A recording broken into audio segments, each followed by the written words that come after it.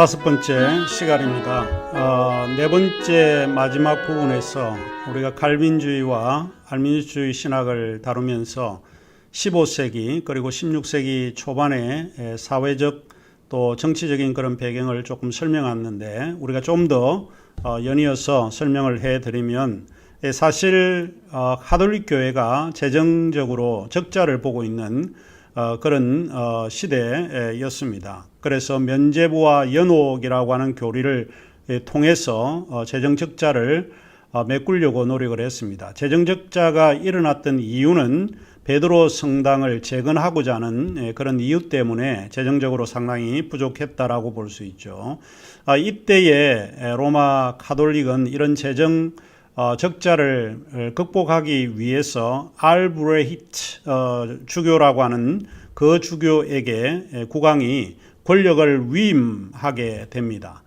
그리고 그 주교는 자기가 모든 곳에 돌아다니면서 면죄부를 판매할 수가 없기 때문에 누구를 임명하게 되는가 하면 요한 테첼이라고 하는 사람을 임명을 합니다. 임명을 하면서 면죄부 담당 설교자로 임명을 하게 됩니다. 그래서 요한 테첼이라고 하는 사람이 여러 지방을 다니면서 설교 담당이니까 설교를 하고 난 이후에 면죄부를 판매하고 연옥 교리를 통해서 사실은 이제 헌금을 거둬들이게 됩니다. 그리고 어느 날 이 요한 테첼이 비텐베르크, 루트의 고향이죠. 비텐베르크에 온다는 소식을 루트가 듣게 됩니다. 그래서 루트는 비텐베르크 대성당에서 95개 조항을 붙이면서 종교개혁의 시발점이 되었습니다. 루트가 종교개혁을 하려고 하는 것이 아니고 요한 테첼과 너가 설교하는 내용이나 면죄부나 연옥교리가 무엇이 잘못되었다 라고 하는 것을 신학적으로 한번 따져보자 라고 해서 요한 테첼이 오기 전에 바로 비텐베르크 성당 문에다가 95개 조항을 붙였던 것입니다. 여러분이 알다시피 루트가 이런 종교개혁을 하고자 하는 의지를 가지고 시작했다라고 보는 것은 아닙니다. 우리가 어느 누구가 자기도 모르게 뒤에서 밀어가지고 앞으로 나간 그런 류의 격이 아마 루터였을 거라고 생각을 합니다. 이제 그런 의미에서 이 요한 테첼이 했던 설교 같은 것이 종종 기독교 교회사의 글 속에 나와 있는데, 은 한 입을 소위 연복계에 던지면 땡그랑 하는 순간에 우리의 부모님의 그 연옥에 있던 그 부모님이 천국으로 간다라고 이야기를 합니다. 그러니까 쉽게 말하면 부모님의 효도심을 부추겨서 헌금을 거두어 드리는 그런 방식이다라고 봅니다. 어느 자녀들이든 자기의 부모가 천국에 못 가서 연옥의 상태에 있다라고 할 때 얼마나 마음이 안타깝겠습니까? 돈은 있는데. 그래서 그 돈을 통해서 사실은 이제 천국에 가도록 하게 요한 테첼이 설교를 통해서 그렇게 만들었다라고 볼 수 있습니다. 이 시기에 우리가 하나 더 덧붙여서 이야기를 하자면, 그것은 고해성사 교리에 대해서 강조가 많이 있었습니다.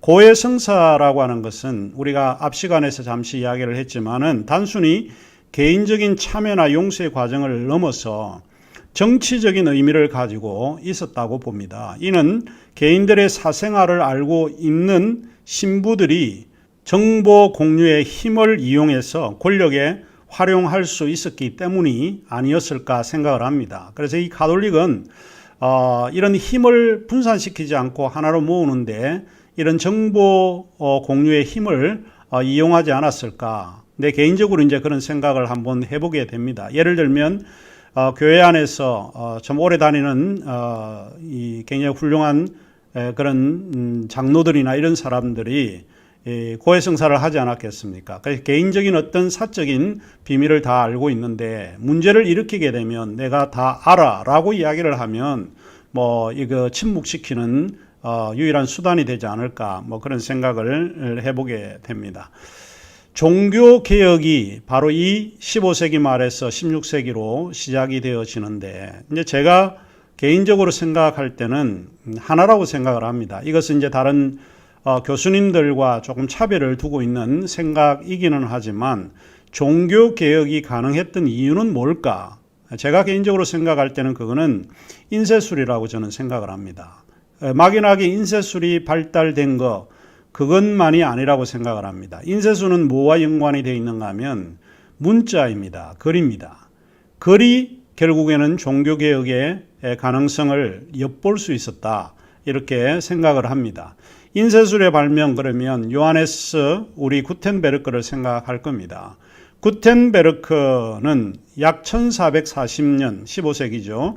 금속 활판 인쇄술을 발명한 이 독일의 금 세공업자였습니다. 이제 본명은 원래 요한 캐스플레이슈인데 구텐베르크는 통칭 사용하는 그런 인물 이름이라고 볼 수 있습니다. 구텐베르크의 업적은 이제 활자 설계라든지 활자 대량 생산 기술을 유럽에 전파하는 것이 이제 주된 목적이었고, 인쇄술을 발견해서 처음으로 만드는 것이 이제 소위 성경입니다. 불가타라고 하는 그 이름의 뜻은 민중이라는 뜻입니다. 일반인이라고 하는 게 불가타라고 하는 라틴어의 불가타의 뜻이 민중이라, 모든 사람들이 읽어내야 된다라고 하는 의미에서 불가타 성경을 인쇄한 걸 우리가 잘 알고 있습니다.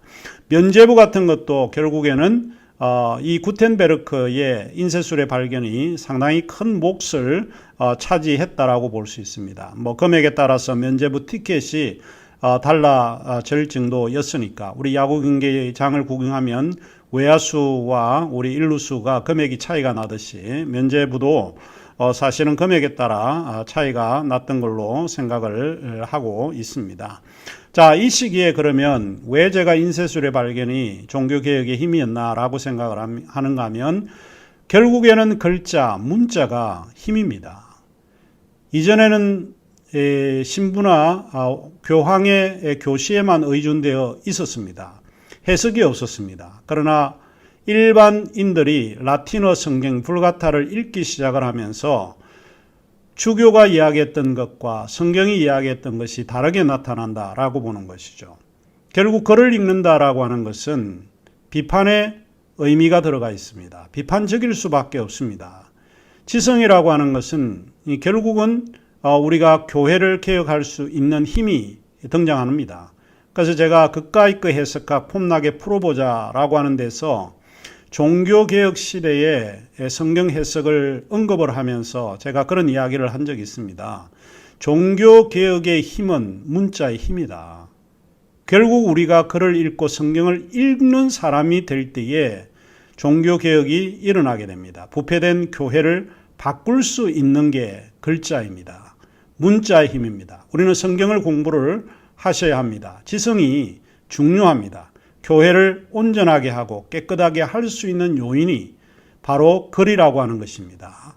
이제 그런 의미에서 사실은 이 시대는 중요한 의미가 바로 들어가 있다라고 볼 수 있습니다. 뭐 뿐만 아니라 이 시대를 이야기를 하자면 많은 것들을 이야기할 수 있습니다. 시간이 한정이 되어 있기 때문에 다 이야기는 할 수 없는데, 과학혁명도 사실은 이 시대에 일어났기 때문에 종교개혁을 할 만한 그런 조건들이 많이 구비가 되었던 그런 시대라고 볼 수 있습니다. 자, 그러면 이제 우선 우리가 칼빈주의를 생각을 하겠습니다.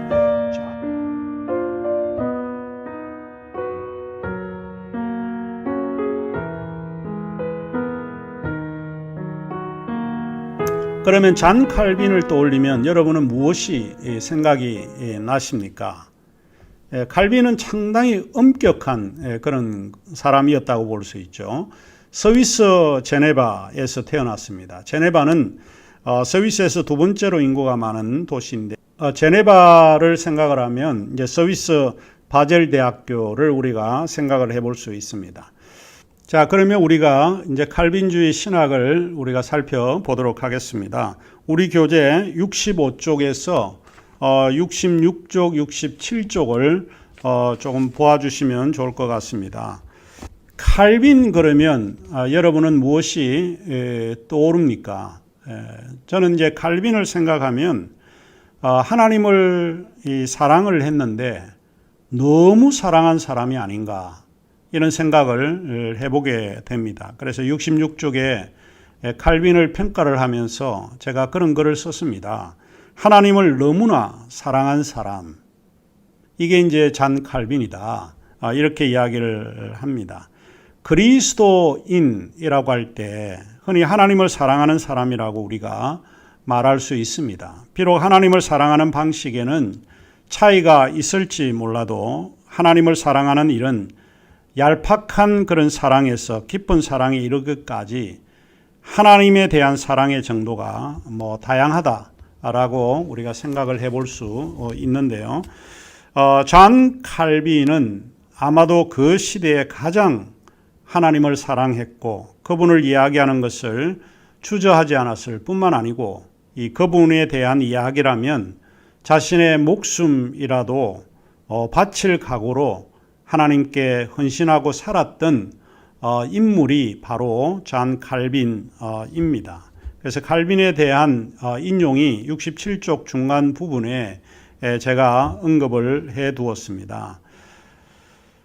잔 칼빈은 원래 성격이 천성이 타고난 수줍음과 소심함을 지녔다라고 그에 대한 학자들이 평을 하고 있습니다. 아마 이런 이유인지는 모르지만 칼빈의 성품이 루터나 츠빙글리에 비해서 그다지 매력적인 그런 모습은 아니었다라고 생각을 합니다. 그에겐 유머나 재치 같은 것을 사실 우리가 찾아볼 수가 없었고 그럼에도 불구하고 그는 매우 엄격하고 철저한 삶의 그런 태도로 어떠한 일에도 타협을 몰랐던 그런 강인한 인물이었다라고 볼 수 있습니다. 그의 엄격한 그 같은 성격이 마치 스토아주의적인 그런 신앙 분위기를 자아내는 외형적인 모습이 아니었을까라고 추측해 봅니다. 그런 것과 동시대의 교회 모습을 이전과는 완전히 다른 이미지로 바꾸어 놓는 데는 큰 공헌을 했던 인물이 칼빈입니다. 칼빈에 대해서 많이 알고 있기 때문에 제가 한 가지만 여러분에게 칼빈 인물에 대해서 좀 이야기를 하고 있습니다. 칼빈을 이야기를 하면 그의 어머니에 대한 이야기가 전혀 없습니다. 어느 책을 봐도 어머니에 대한 이야기는 한 문장으로 정리를 해버리고 맙니다. 우리의 어머님은 신앙심이 깊은 분이었어 라고 하는 한마디 외에는 그의 글 속에는 어머니에 대한 이야기가 언급되어 있지 않습니다. 제가 이 칼빈을 공부를 하다가 칼빈에 대한 여러 책들을 제가 조금 보게 되었는데 69쪽에 제가 그 책을 조금 언급을 했습니다. 그 6첩에 셀드르 후이스가 지은 책이 있는데 그거에 칼빈에 대한 이야기를 조금 언급을 했습니다. 저도 이전에 보지 못한 책이었기 때문에 조금 살펴보다가 상당히 마음이 짠한 것을 느끼게 됩니다. 칼빈의 어머니는 캉브레 출신이라고 하는 잔 르프랑 이라고 하는 이름을 가진 사람이었습니다. 그의 어머니는 칼빈이 매우 어릴 때 세상을 떠났습니다. 그의 어머니에 대해서는 사실 알려진 것이 별로 없었고 칼빈 역시 어머니에 대한 언급이 없었기 때문에 칼빈 어머님이 어떤 분이었다라고 하는 것을 알 길이 없었습니다. 오직 그가 언급한 그의 어머니에 대한 기억은 매우 경건한 신앙의 그리스도인이었다. 그 외에는 다른 어떤 의미가 전혀 없었다. 자, 우리는 칼빈이 아이들을 위한 소위 아워스 캠프에서 생긴 일을 우리는 기억을 하고 있는데 그 내용을 셀데르 후이스라고 하는 이 소위 신학자가 이 내용을 조금 언급을 했는데 사실 그 내용을 보고 칼빈을 어느 정도 이해하게 되었다라고 볼 수 있습니다. 캠프가 마칠 무렵에 이제 그의 어머니가 칼빈을 집으로 데려가기 위해서 다 오지 않습니까? 우리가 서구라고 하는 것은 캠프가 열릴 때 부모들이 이제 캠프 가는 곳에 다 데려다 주고 올 때 아이들을 데려오는 그런 거였다고 볼 수 있습니다. 마지막 캠프가 끝나고 나서 이제 칼빈이 어머니가 자기를 데리러 온 것을 먼 치에서 발견을 하게 됩니다. 그래서 칼빈이 너무 기뻐서 뛰어가서 어머니께 포옹을 하려고 막 뛰어가는 중인데 어머니가 칼빈을 봤는지 못 봤는지 그건 알 길이 없지만은 어머니가 칼빈에게로 오는 것 같았습니다. 그래서 칼빈이 너무 기뻐서 뛰어가는데 이 어머니가 중간에 오다가 자기에게 오다가 성 앤의 마리아 상 앞에로 가서 기도를 하는 것입니다. 그러니까 자기에게 오는 줄 알았는데 어머니가 옆길로 가서 마리아 상 앞에 기도하는 것입니다. 셀데르 후이스가 이 이야기를 조금 언급할 때 제가 짠했다는 이유가 바로 여기에 있습니다. 이러한 행동이 어머니에 대한 그런 감동, 포옹을 하려고 달려갔는데 어머니가 기도하러 마리아상에 기도하러 간 이런 행동이 어린 칼빈의 마음에 신앙심이 깊은 어머니로 기억을 하지만 동시에 어머니의 사랑을 필요로 했던 그 시기에 이런 그 숨겨진 자신의 그런 상처 이런 것이 있지 않았을까 생각을 합니다.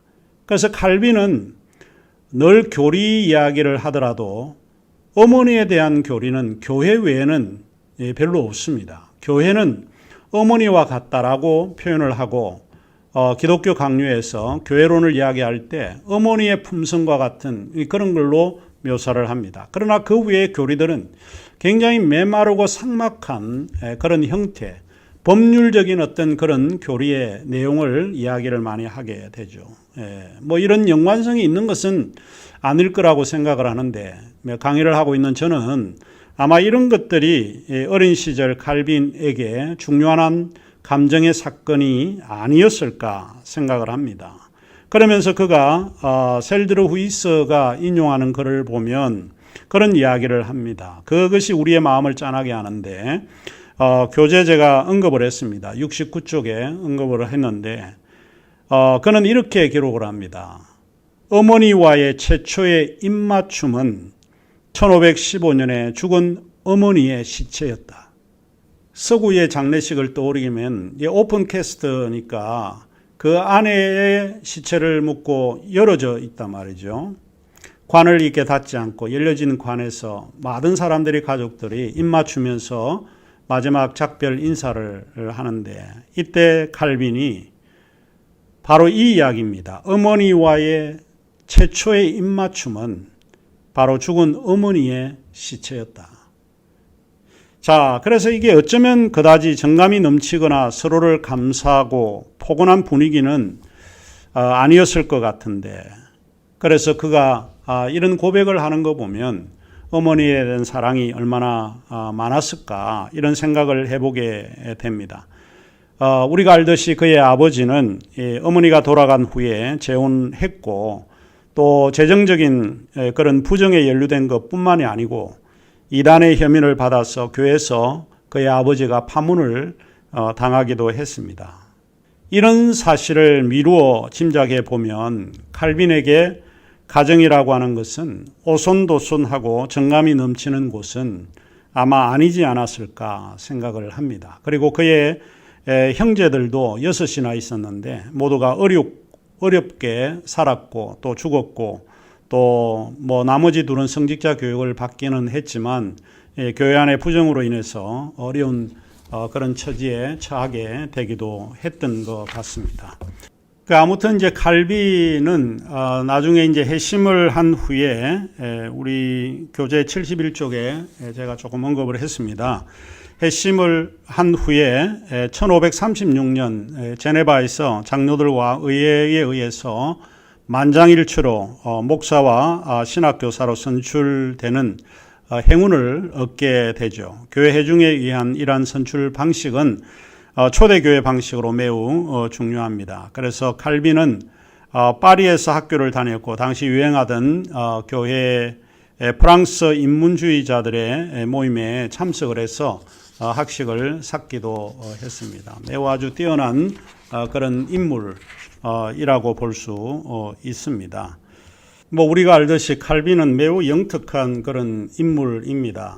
칼빈은 그의 나이 26 나이에 기독교 강요 첫 판의 초안을 작성을 했습니다. 그 이듬해 책으로 출판이 되었고, 이 책은 르네상스 군주였던 프랑스 왕 프란시스 1세에 헌정되었습니다. 프란시스는 21살에 왕이 되었는데 그 왕은 키가 180cm가 넘었다고 알려져 있고요. 학문의 발전에 힘을 썼고 화려한 의상을 좋아했고 뿐만 아니고 여성 편력이 심했다고 이야기를 합니다. 이 강요라고 할 때 인스티튜티오라고 하는 말인데 교육이나 가르침을 뜻합니다. 그래서 기독교의 가르침, 기독교의 교육이다라고 하는 이런 내용을 가지고 그런 글을 썼습니다. 다시 6번째 시간에서는 시간이 많이 지나도 좀 하나 언급하고자 하는 사람이 있습니다. 그것은 우리 교과서에는 제가 언급을 하지는 않았는데 칼빈과 세르베투스라고 하는 역사의 그 관계가 중요한데 다른 데서는 여러분이 들을 수 없는 이야기이기 때문에 6번째 시간에는 그 이야기를 좀 해드리도록 그렇게 하겠습니다. 자, 그러면 이제 우리가 5번째 시간은 여기서 마치도록 하겠습니다.